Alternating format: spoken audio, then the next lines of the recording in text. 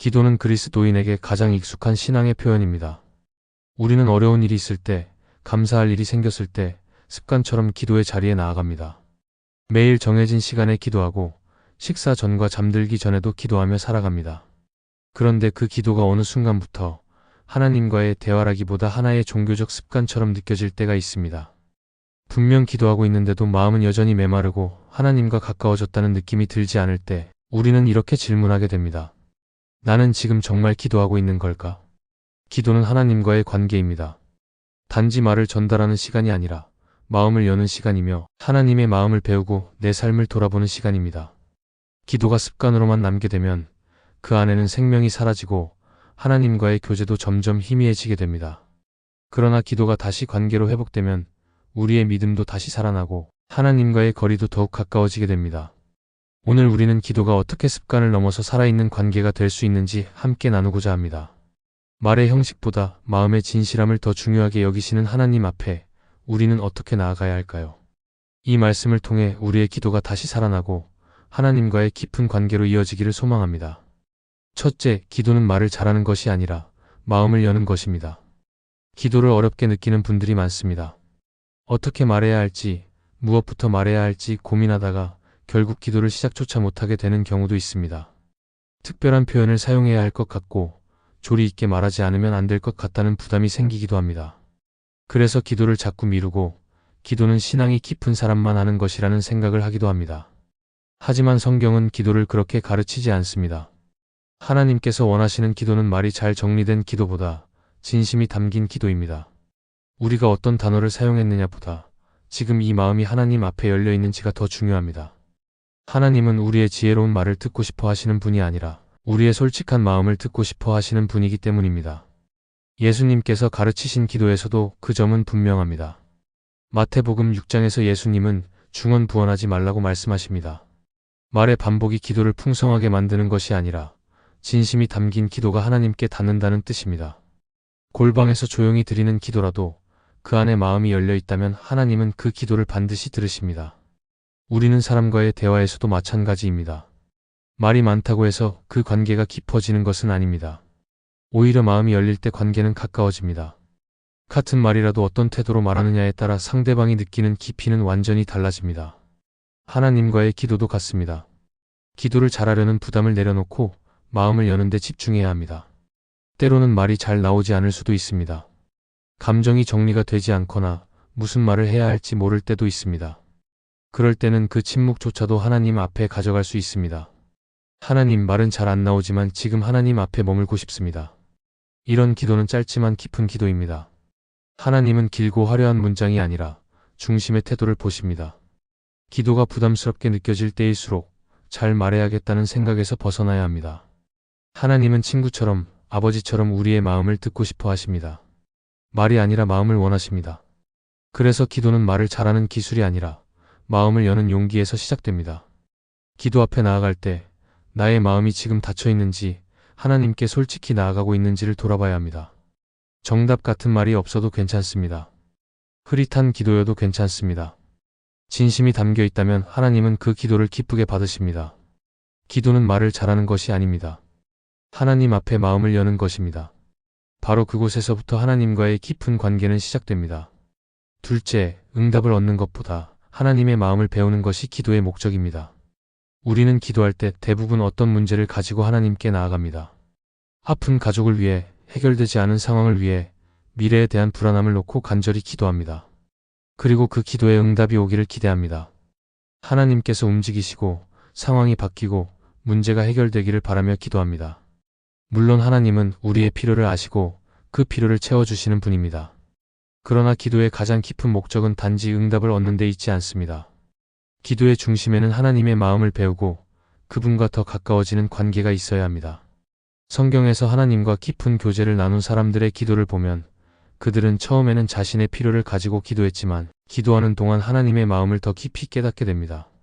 모세는 이스라엘 백성의 문제를 가지고 하나님께 나아갔지만 기도 가운데 하나님의 인내와 긍휼을 배워갔습니다.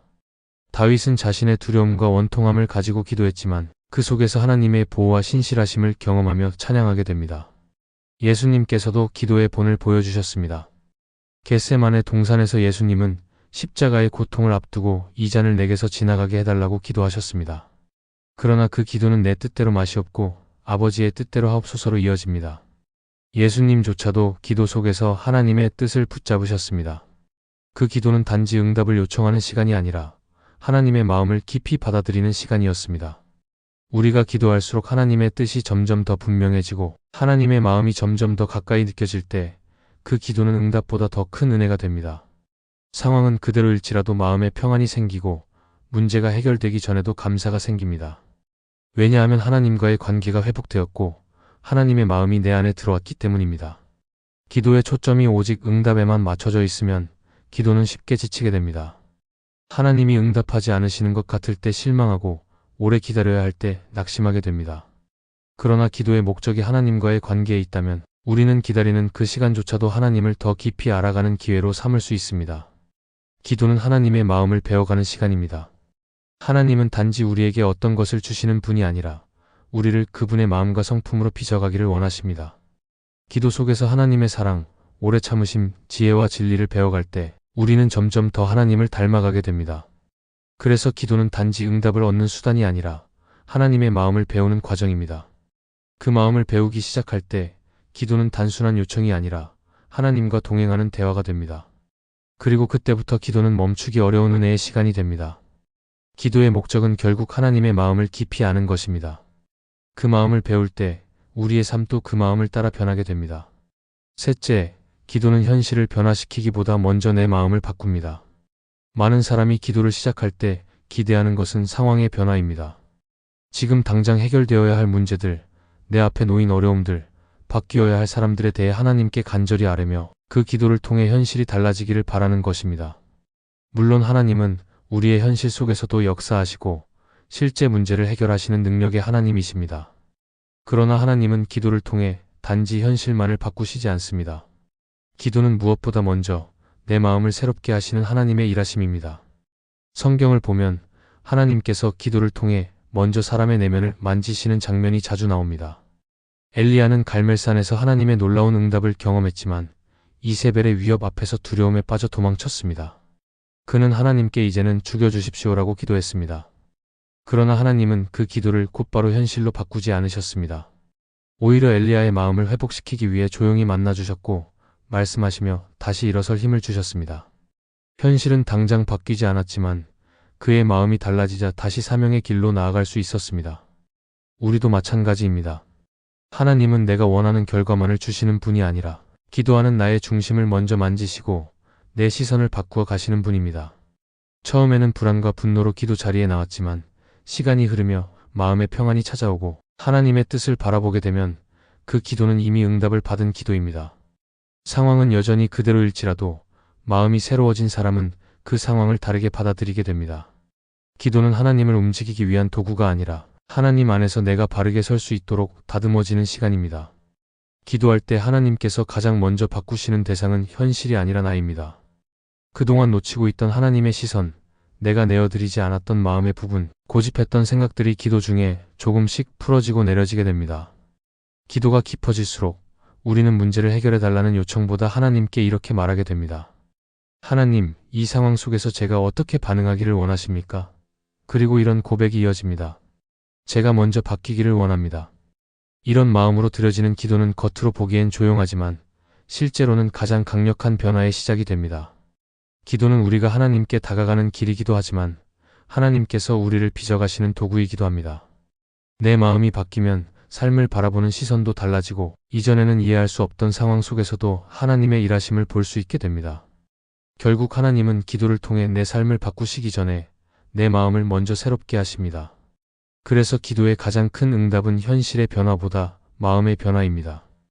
하나님은 지금도 우리 마음에 다가오셔서 기도하는 그 자리에서 말씀하십니다. 내 마음이 달라지면 너는 지금 이 현실도 새롭게 보게 될 것이다. 그러므로 우리는 응답보다 먼저 하나님 앞에 내 마음을 열어드려야 합니다. 그때부터 기도는 내 생각을 넘어서 하나님과 동행하는 은혜의 시간이 됩니다. 기도는 하나님과 함께 걷는 길입니다. 단지 말로 요청을 쏟아내는 시간이 아니라 내 마음을 열고 하나님의 마음을 배워가며 그분 안에서 내 시선을 새롭게 하는 관계의 시간입니다. 그래서 기도는 말을 잘하는 사람이 아니라 마음을 여는 사람에게 가까워집니다. 하나님은 정교한 기도의 문장이 아니라 정직한 중심을 기뻐하십니다.